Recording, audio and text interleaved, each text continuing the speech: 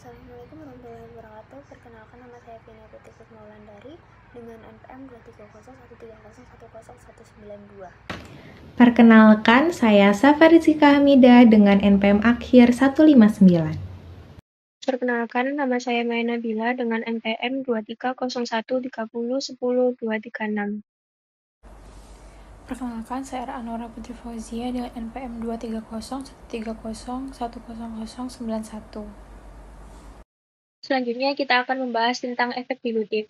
Yang pertama yaitu hutang dan ekuitas. Sekuritas yang dapat dikonversi serta opsi, waran, dan sekuritas lainnya sering disebut sekuritas dilutif karena pada saat pelaksanaannya, sekuritas tersebut dapat mengurangi laba bersaham. Lalu selanjutnya ada utang konversi. Pada akuntansi untuk utang konversi dicatat sebagai instrumen majemuk karena mengandung komponen liabilitas dan ekuitas.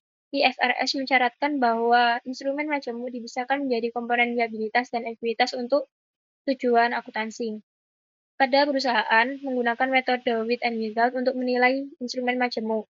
Pada gambar tersebut, ketahui bahwa nilai wajar utang konversi pada tanggal penerbitan dengan komponen utang dan ekuitas dikurangi dengan nilai wajar komponen liabilitas pada tanggal penerbitan berdasarkan nilai kini arus kas sama dengan komponen ekuitas pada tanggal penerbitan tanpa komponen utang. Seperti yang ditunjukkan pada gambar tersebut, komponen ekuitas adalah jumlah residual setelah dikurangi komponen liabilitas. Dan untuk menerapkan pendekatan with and without, perusahaan melakukan hal-hal berikut. Yang pertama yaitu menentukan total nilai wajar utang konversi dengan komponen liabilitas dan ekuitas.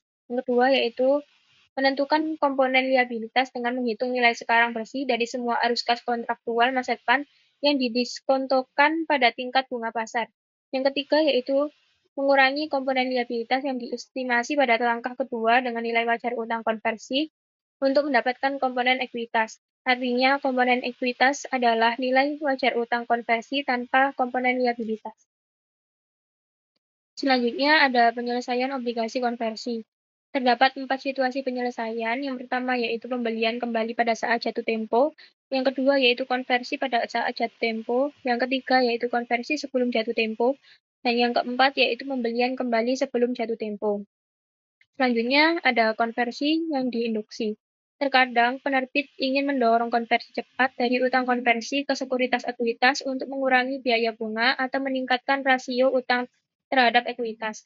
Dalam situasi ini, penerbit dapat menawarkan beberapa bentuk pertimbangan tambahan seperti uang tunai atau saham biasa, yang disebut sebagai pemanis, untuk mendorong konversi.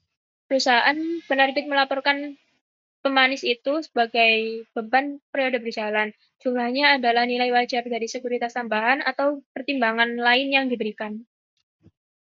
Selanjutnya yaitu saham preference yang dapat dikonversi. Saham preference yang dapat dikonversi mencakup opsi bagi pemegangnya untuk mengonversi saham preference menjadi sejumlah saham biasa.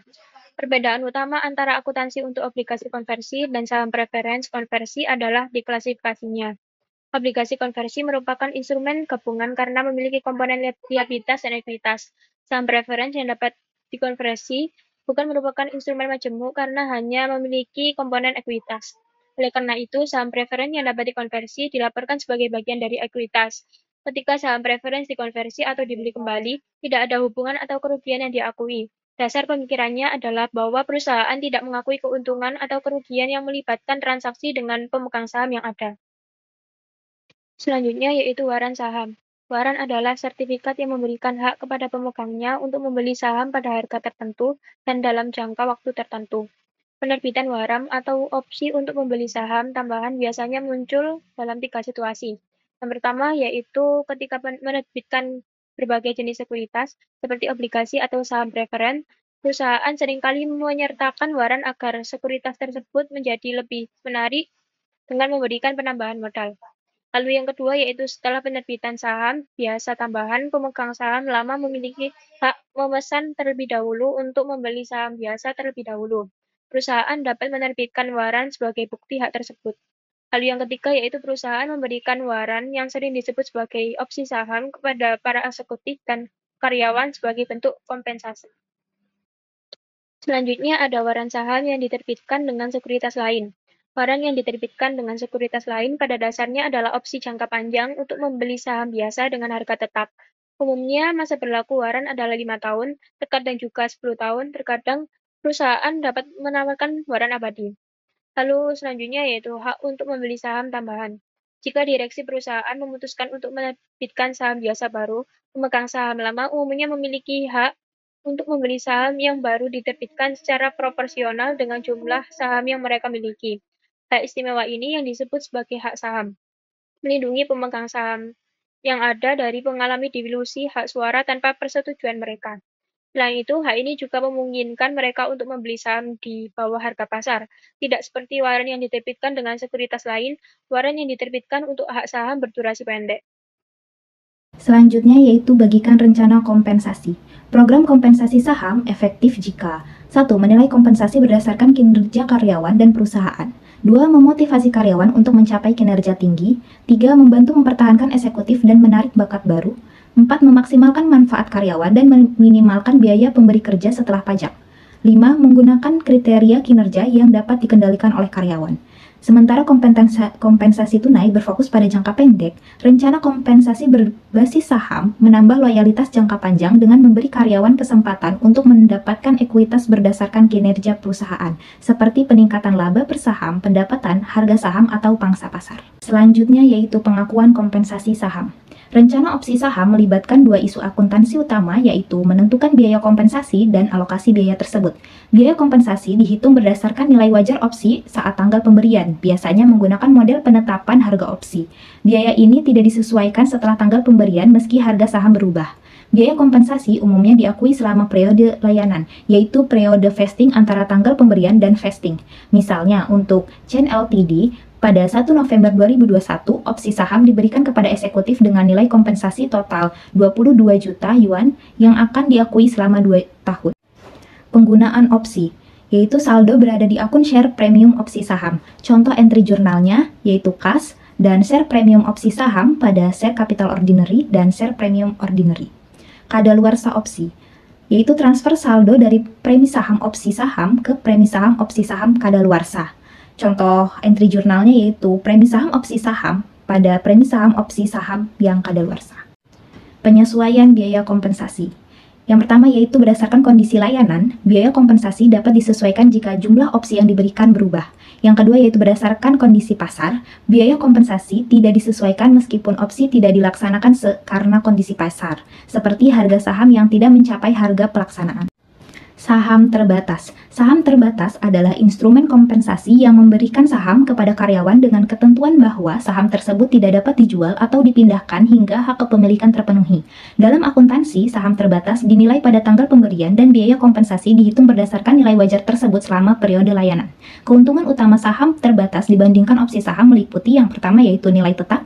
Saham terbatas selalu memiliki nilai, sedangkan opsi saham hanya bernilai jika harga saham melebihi harga pelaksanaan. Yang kedua yaitu dilusi lebih sedikit. Saham terbatas biasanya menghasilkan lebih sedikit dilusi karena jumlahnya lebih sedikit dibandingkan opsi saham dengan nilai yang setara.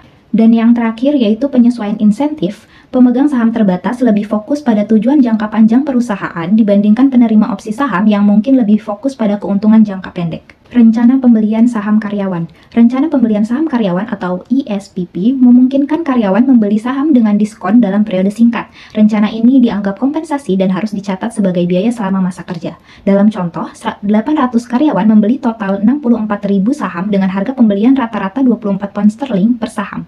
Sedangkan harga pasar rata-rata 30 pound sterling per saham. Pencatatan transaksi termasuk mencatat uang tunai, biaya kompensasi, modal saham biasa, dan premium saham. Menurut IFRS, ESPP harus dicatat sebagai kompensasi dan diungkapkan secara rinci dalam laporan keuangan perusahaan. Pengungkapan harus mencakup sifat pengaturan, metode penilaian, dan dampak terhadap laba dan posisi keuangan. Dan yang selanjutnya yaitu perdebatan tentang akuntansi opsi saham. Perdebatan mengenai akuntansi opsi saham berfokus pada metode nilai wajar versus nilai intrinsik. Metode nilai wajar yang diusulkan oleh IASB mengakui biaya kompensasi lebih tinggi dibandingkan metode nilai intrinsik. Dan banyak perusahaan teknologi kecil menolak karena hal ini dapat merugikan mereka dalam menarik manajemen profesional. Beberapa pihak berpendapat bahwa pelaporan yang tidak mencerminkan biaya kompensasi berbasis saham dapat menimbulkan bias dan merusak kredibilitas laporan keuangan. IASB menghadapi tantangan dalam menetapkan standar yang adil dan transparan sambil menghadapi resistensi dari berbagai kepentingan. Laba dasar per saham. Laba dasar per saham struktur modal sederhana. Jadi, struktur modal perusahaan sederhana jika hanya sendiri, terdiri dari saham biasa atau tidak termasuk saham biasa, potensial yang setelah dikonversi atau dilaksanakan dapat mengincarkan laba per saham biasa. Dalam kasus ini, perusahaan melaporkan laba per saham dasar struktur modal kompleks jika mencakup sekuritas yang dapat memiliki efek dilusi pada laba saham biasa. Dalam situasi ini, perusahaan melaporkan laba per saham dasar dan terdilusi. Perhitungan laba per saham dapat untuk struktur modal sederhana melibatkan dua item. Yang pertama, dividen saham preferen, dan yang kedua, rata-rata tertimbang saham biasa yang beredar. Selanjutnya, dividen saham preferensi. Seperti yang telah kami sebutkan sebelumnya, laba per saham berhubungan dengan saham biasa. Ketika perusahaan memiliki saham biasa dengan saham preferen yang beredar, perusahaan mengurangi dividen saham preferen tahun berjalan dari laba bersih untuk memperoleh laba yang tersedia bagi pemegang saham. Jadi rumusnya yaitu laba per saham sama dengan laba bersih dividen preferensi dibagi dengan rata-rata tertimbang saham biasa yang beredar. Dalam melaporkan informasi laba per saham, perusahaan harus menghitung pendapatan yang tersedia bagi pemegang saham biasa. Untuk melakukannya, perusahaan mengurangi dividen pada saham preferen dari pendapatan dari operasi berkelanjutan dan laba bersih. Jika perusahaan menambah dividen preferen kerugian untuk tujuan menghitung kerugian per saham. Kemudian ada rata-rata tertimbang saham biasa yang beredar. Dalam semua perhitungan laba per saham, rata-rata tertimbang saham biasa yang beredar selama periode tersebut menjadi dasar untuk jumlah per saham yang dilaporkan. Saham yang diterbitkan atau dibeli selama periode tersebut memengaruhi jumlah yang beredar. Perusahaan harus memberi bobot pada saham berdasarkan bagian periode saat saham tersebut beredar. Dasar pemikiran untuk pendekatan ini adalah untuk menemukan jumlah yang setara dari seluruh saham yang beredar untuk tahun tersebut. Sebagai ilustrasi, asumsikan bahwa Frank Inc. memiliki perusahaan dalam saham yang biasa beredar untuk periode tersebut, seperti pada gambar di samping. Lalu berikutnya adalah contoh komprehensif. Mari kita pelajari ilustrasi komprehensif untuk struktur modal sederhana. Jadi, DSSA memiliki pendapatan dari operasi berkelanjutan sebesar $580 dan keuntungan dari operasi yang dihentikan bersih pajak sebesar $240. Selain itu, perusahaan telah mengumumkan dividen preferensi sebesar $1 per saham pada 100.000 saham preferen yang beredar. DIAS juga memiliki perubahan berikut dalam saham biasa yang saham beredar selama tahun 2022, seperti yang ditunjukkan pada ilustrasi tersebut. Kemudian, dalam menghitung rata-rata tertimbang saham biasa, perusahaan mengabaikan saham yang dijual pada tanggal 31 Desember 2022 karena mereka tidak luar biasa selama tahun tersebut. DIAS kemudian membagi rata-rata tertimbang saham biasa menjadi pendapatan dari operasi berkelanjutan dan laba bersih untuk menentukan laba per saham. Ini mengurangi dividen preferensinya sebesar $100.000 dari pendapatan dari operasi berkelanjutan yang sebesar $580.000. Untuk memperoleh pendapatan dari operasi berkelanjutan yang tersedia bagi pemegang saham biasa sebesar $480.000 didapat dari $580.000 dikurangi dengan $100.000. Lalu selanjutnya adalah laba saham yang diencerkan. EPS yang diencerkan sekuritas yang dapat dikonversi. Pada saat konversi, perusahaan menukar sekuritas konvertibel dengan saham biasa. Perusahaan mengukur efek dilusif dari potensi konversi pada EPS menggunakan metode if convert. Metode ini untuk obligasi konvertibel mengasumsikan konversi sekuritas konvertibel pada awal periode jika diterbitkan selama periode tersebut, dan penghapusan bunga terkait bersih dari pajak. Dengan demikian, saham tambahan yang diasumsikan diterbitkan meningkatkan penyebut saham biasa rata-rata tertimbang yang beredar. Jumlah beban bunga bersih dari pajak meningkatkan pembilang laba bersih. Contoh komprehensif metode if convert sebagai contoh, Mayfly Ltd memiliki laba bersih sebesar 210 untuk tahun tersebut dan 100 saham biasa rata-rata tertimbang yang beredar sama periode yang sama. Selanjutnya ada EPS yang diencerkan, opsi dan waran. Perusahaan memasukkan dalam laba per saham yang diencerkan semua opsi saham dan waran yang beredar, kecuali opsi dan waran tersebut bersifat anti-dilutif. Perusahaan menggunakan metode saham treasury untuk memasukkan opsi dan waran serta ekuivalennya dalam perhitungan EPS. Metode saham treasury mengasumsikan bahwa opsi atau waran dilaksanakan pada awal tahun, dan bahwa perusahaan menggunakan hasil tersebut untuk membeli saham biasa untuk treasury. Jika harga pelaksanaannya lebih rendah dari harga pasar saham, maka hasil dari saham tambahan yang tersisa ke saham biasa rata-rata tertimbang yang beredar untuk tujuan menghitung laba per saham yang diajarkan. Ditinjau kembali. Nah, memasukkan sekuritas saham dilutif dan perhitungan laba per saham akan meningkatkan laba per saham atau mengurangi rugi bersih per saham. Dengan opsi atau waran, setiap kali harga pelaksana memiliki harga pasar, sekuritas tersebut bersifat anti-dilutif. Nah, ilustrasinya mengasumsikan bahwa Martin Corporation memiliki utang sejumlah $1 juta. Nah, yang dapat dikonversi menjadi 10.000 saham biasa. Nah, beban bunga atas komponen liabilitas dari obligasi konversi ini tuh $60.000. Laba bersih untuk tahun tersebut itu $210.000. Nah, jumlah rata-rata tertimbang saham biasa yang beredar itu 100.000 saham dan tarif pajak itu adalah 40%. Di sini udah tertera laba bersihnya $210 ditambah pengisian bunga setelah pajak pada obligasi yaitu $60.000 kali 1 - 40 36.000. Kemudian hasilnya dijumlahkan $246.000, lalu rata-rata jumlahnya 100.000 ditambah 10.000 yaitu 110.000. Nah, EPS dasarnya 210.000 dibagi 100.000 hasilnya $2,10. EPS lancarnya 246.000 dibagi 110.000 yaitu 2,24. Jadi dia masuk anti dilutif. Selanjutnya penyajian dan pengungkapan EPS. Nah, suatu perusahaan harus menyajikan informasi EPS dasar dan terdilusi seperti yang ditunjukkan. Nah, laba saham per biasa ini adalah laba saham per dasar $3,30 dan laba saham terdilusi yaitu $2,70. Perusahaan yang melaporkan operasi yang dihentikan harus menyajikan jumlah per saham untuk pos-pos tersebut, baik di muka laporan laba rugi atau dalam catatan atas laporan keuangan. Laba per saham dasar yaitu pendapatan dari operasi 3,80 dikurangi operasi yang dihentikan atau ruginya 0,80, jadi pendapatan bersihnya $3. Laba per saham dilusian itu pendapatannya $3,35, operasi yang dihentikan atau ruginya 0,65 dikurangi jadi pendapatan bersihnya $2,70. Terdapat 4 informasi mengenai EPS dan operasi yang dihentikan. Pertama, jumlah yang digunakan sebagai pemilihan dalam hitung laba dasar dan laba dilusian per tahun. Kedua, rata-rata tertimbang saham biasa yang digunakan sebagai penyebut dalam perhitungan laba per saham dasar dan dilusian dan rekonsiliasi penyebut ini satu sama lain.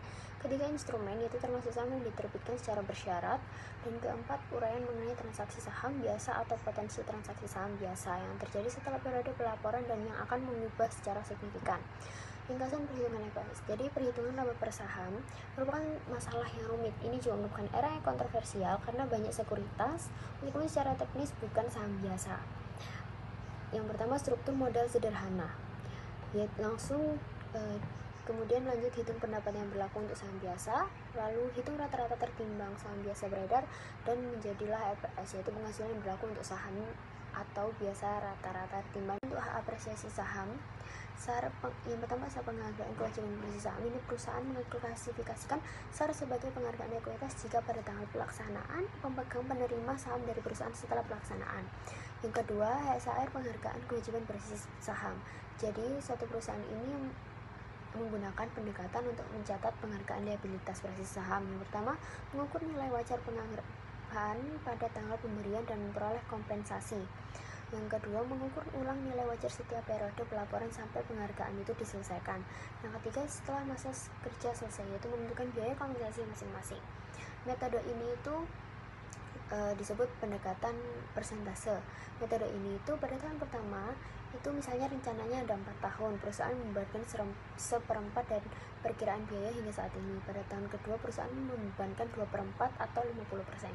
Contoh laba komprehensif per saham, ekuitasnya itu 10% saham preferen kumulatif, nilai parnya $100 atau 100.000 saham resmi, kemudian 25.000 saham yaitu $2.500.000. Modal saham biasanya nilai normalnya $1.500.000 dan saham distorisasinya 500.000 saham yang diterbitkan dan beredar.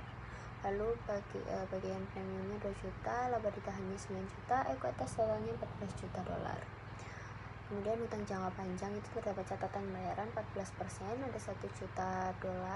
Lalu obligasi konversi yang harus dibayar edisi A itu 2,5 dan edisi B juga 2,5. Total utang jangka panjangnya terdapat 6 juta dolar.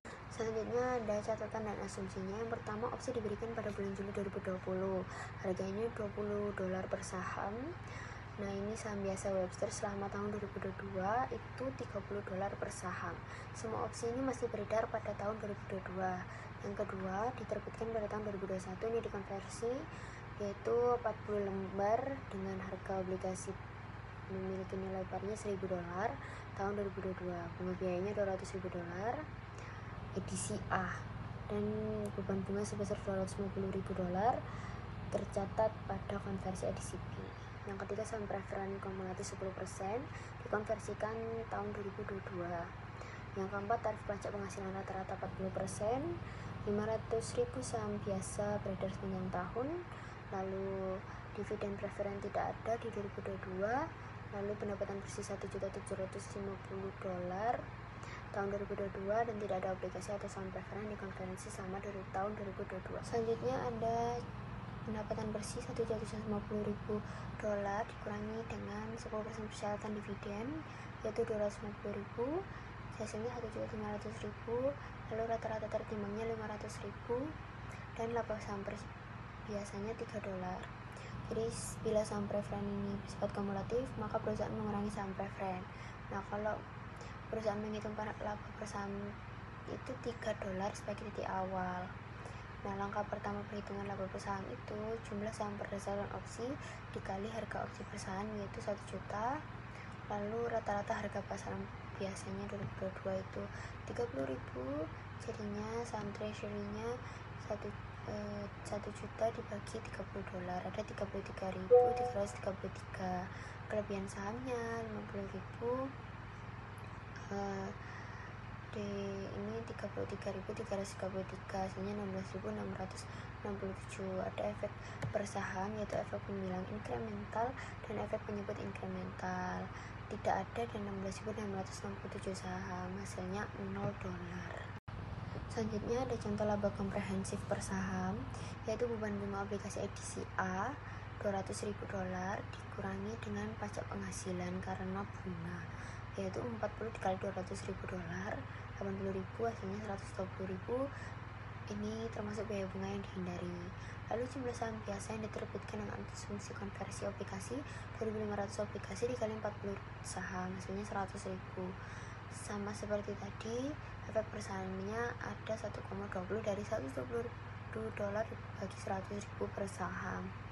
Nah, laba saham yang dianjurkan, beban bunga atas obligasi edisi B $250.000, pengurangan pajak $100.000, biaya bunga yang dihindari hasilnya $150.000. Lalu asumsi konversi obligasi 2.500 kali 40 100.000 jadi 150.000 dibagi 100.000 saham. Nah, efek per sahamnya 0,50. Ada dampak per saham dari 10% saham preferensi, yaitu persyaratan dividen saham kumulatif ada 25.000 saham dikali 10 hasilnya 250.000. Dampak pajaknya tidak ada. Persyaratan dividen yang dihindari $250.000. Jumlah saham biasa 4 kali 25.000 saham 100.000, jadi efek per sahamnya 2,50 dari 250 bagi 100.000 per saham. Kemudian peringkat ini untuk menunjukkan peringkat keempat sekuritas yang berpotensi dilutif. Nah, ada pendapatan yang berlaku bagi saham biasa 1.500.000, tambahan efek pembilangnya nggak ada, totalnya 1 juta, tetap 1.500.000, rata-rata tertimbangnya ada 500.000. Nah, efek penyebutan tambahan dari opsi ini ada tadi 16.667 ya, kemudian totalnya jadinya 516.667. Nah, perhitungan ulangnya 1.500.000 dibagi 516.667, hasilnya 2,90. Soal 16.7, penerbitan dan konversi obligasi untuk setiap transaksi yang tidak terkait dijelaskan di bawah ini. Sajikan entry atau entry yang diperlukan untuk mencatat setiap transaksi. A. Coil SA menerbitkan obligasi konversi 10% dengan nilai pari 10 juta dengan harga 99. Jika obligasi tersebut belum dapat dikonversi, Bangkit Investasi Perusahaan menentukan bahwa obligasi tersebut akan menjual pada harga 95. Jadi, jawabannya yaitu cash 10 juta dikali 99 sama dengan 9.900.000, dan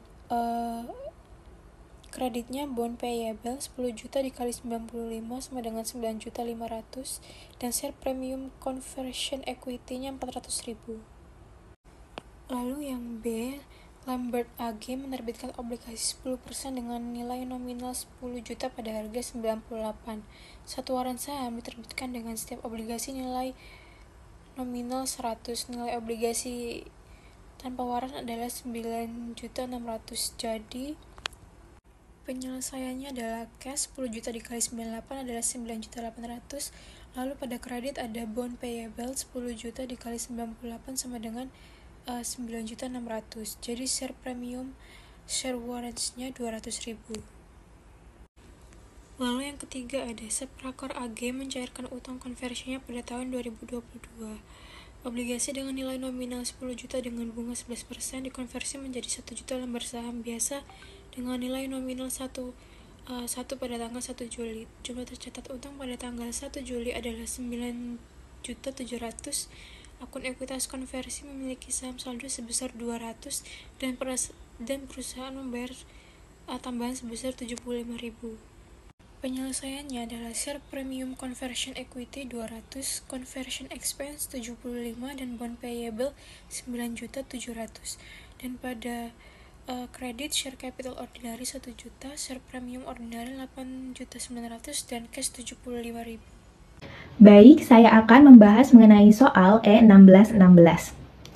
Di dalam soal, bagian A diinstruksikan untuk menghitung rata-rata tertimbang saham biasa yang digunakan dalam menghitung laba per saham biasa untuk tahun 2022 pada laporan laba rugi komparatif tahun 2023. Jawabannya adalah sebanyak 2.640.000 lembar saham. Itu didapatkan dari 1 Januari 2022 sampai 30 September 2022. Dihitung bahwa telah terjadi 9 bulan dari Januari ke September. Oleh karena itu dihitung 2.400.000 dikali 9/12 yang akan menghasilkan 1.800.000. Kemudian 1.800.000 ini dikalikan dengan penyesuaian retroaktif untuk dividen saham 1,1 yang pada akhirnya setelah disesuaikan ini menghasilkan 1.980.000. Kemudian sisanya yaitu Oktober sampai Desember 2022 itu dikalikan dengan 2.640. Jadi 2.640 ini dikali 3/12 yang hasilnya 660. 660 ini ditambahkan dengan 1.980 yang hasil akhirnya jadi 2.640.000 lembar per saham. Jadi rata-rata tertimbang saham biasa yang digunakan dalam menghitung laba per saham biasa untuk tahun 2022 adalah sebesar 2.640.000 lembar saham. Kemudian soal yang bagian B itu diinstruksikan untuk menghitung rata-rata tertimbang saham biasa yang digunakan dalam menghitung laba per saham biasa untuk tahun 2023 pada laporan laba rugi perbandingan tahun 2024. Nah, di sini tuh jawabannya adalah sebesar 4.140.000 lembar saham. Itu didapatkan dari Januari 2023 sampai 31 Maret 2023 itu terjadi sekitar 3 bulan, jadi 2.640.000 dikali 3/12 yang hasilnya 660.000. Kemudian sisanya yaitu April sampai 31 Desember 2023 ini dikalikan dengan 4.640. 4.640 ini adalah jumlah saham biasa yang diterbitkan dan beredar pada tanggal 31 Desember 2023. Karena April sampai Desember ini terjadi 9 bulan, maka 4.640.000 ini dikali 9/12 yang hasilnya adalah 3.480. Jadi 3.480 ini ditambahkan dengan 660 yang tadi itu, yang hasilnya adalah jadi 4.140.000 lembar saham. Selanjutnya yang C itu compute the weight average ordinary share to be used in computing earnings per ordinary share for 2023 on the 2024 comparative income statement. Nah, kita kan tadi sudah mengetahui bahwa rata-rata tertimbang untuk tahun 2020 4 itu 4.140.000. Nah, kita harus menghitung rata-rata terima saham untuk tahun 2024 sebelum pemecahan saham. Nah, pemecahan terjadi itu harus diterapkan secara retroaktif ke semua saham sebelumnya untuk memastikan keterbandingan. Misalnya pemecahan saham 2 untuk 1 berarti setiap jumlah saham sebelumnya digandakan. Nah, 2011 weight average number of share previously compute ini 4.140.000 dikali dengan retroactive adjustment for share split hasilnya 8.280.000. Untuk yang D, compute the weight average ordinary share to be used in computing earnings per ordinary share for 2024 and the 2024 comparative income statement. Nah, selanjutnya saham setelah pemecahan. Saham setelah pemecahan ini Januari tanggal 1 2012 hingga Maret 31 2012 itu 3 bulan. Makanya 4.640.000 ini dikali dengan 3/12 hasilnya 1.160.000. Lalu harus menggunakan retroaktif digandakan dikali 2 hasilnya 2.320.000. Kemudian pada April tanggal 1 2012 hingga Desember otomatis ini 9 bulan, maka 9.280.000 ini dikali 9/12 hasilnya 6.960.000. Kalau dijumlahkan hasilnya 9.280.000. Jadi saya akan membahas soal E1620. Jadi berikut ini adalah sebagian dari laporan laba rugi dan laba ditahan Pearson In yang dari data tersebut diketahui bahwa pendapatan dari operasi yang dilanjutkan sebesar 15 juta dolar, lalu dikurangi dengan kerugian dari operasi yang dihentikan setelah dikurangi pajak penghasilan yang berlaku sebesar 1.340.000 dengan catatan yaitu selama tahun berjalan, Pearson In mengalami kerugian dari operasi yang dihentikan sebesar 1.340.000 dolar setelah pengurangan pajak penghasilan yang berlaku sebesar 1.200.000 dolar. Lalu ketahui pendapatan bersihnya yaitu 13.660.000 dan untuk laba ditahan di awal tahun sebesar 83.250.000. Jadi totalnya yaitu 96.910.000. Lalu untuk dividen yang diumumkan pada saham preference senilai 6 dolar per saham, totalnya yaitu 300.000 dolar. Dan pada saham biasa senilai 1,75 dolar per saham, totalnya yaitu 14.875.000. Jadi untuk total dividen yang diumumkan sebesar 15.175.000. Dan untuk laba ditahan pada akhir tahunnya sebesar 81.735.000 dolar. Dan diketahui juga bahwa pada akhir tahun berjalan, Pearson In memiliki 8 juta lembar saham biasa dengan nilai pari sebesar 10 dolar dan 50 lembar saham preference 6%.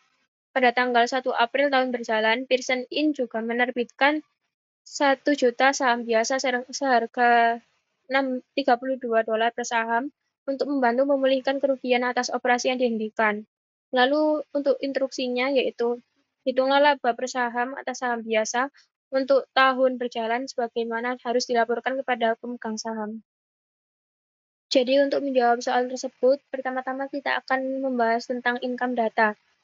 Income from continuing operation sebesar 15 juta dolar dikurangi dengan 6% dividen on preference share sebesar 300.000. Jadi untuk total ordinary share income from discontinued operation sebesar 14.700.000.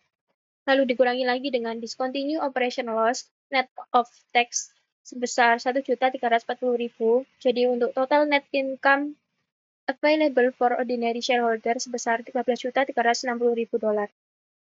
Selanjutnya kita akan menghitung saham tertimbangnya, yaitu pada periode 1 Januari sampai 1 April, diketahui bahwa share outstanding-nya sebesar 7 juta dikalikan dengan fraction of year-nya 3/12. Lalu, jadi untuk total weighted share-nya sebesar 1.750.000. Lalu untuk periode 1 April sampai 31 Desember, share outstanding-nya sebesar 8 juta, dikalikan dengan fraction of year-nya 9/12. Jadi untuk total weighted share-nya sebesar 6 juta. Lalu, jadi total untuk weighted average number of share outstanding sebesar 7.750.000. Selanjutnya, kita akan menghitung earning per ordinary share. Jadi, income from continuing operation sebesar $1,89 yang didapatkan dari ordinary share income from discontinued operation sebesar 14.700.000 dibagi dengan weighted average number of share outstanding sebesar 7.750.000. Jadi, untuk total income from continuing operation sebesar $1,89 per saham. Selanjutnya yaitu discontinued operation loss net of tax sebesar 0,17 yang didapatkan dari discontinued operation loss net of tax sebesar 1.340.000 dibagi dengan weighted average number of share outstanding sebesar 7.750.000. Jadi untuk total discontinued operation loss net of tax sebesar $0,17 per saham.